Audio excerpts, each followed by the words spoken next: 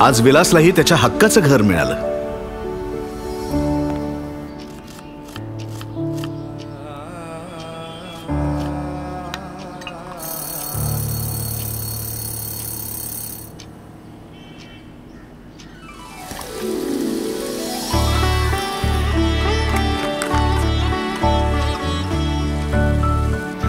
कृतीच्या चेहऱ्यावर फक्त आनंद नाही तर समाधानही आहे.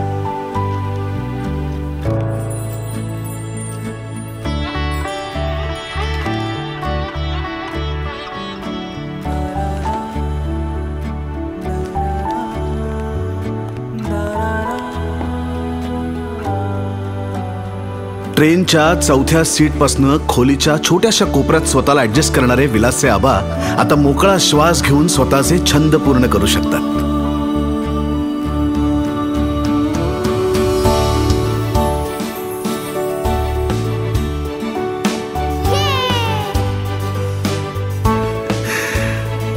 या छोट्या राहुलला त्याच्या भविष्याची मोठी झेप इथे घेता येईल.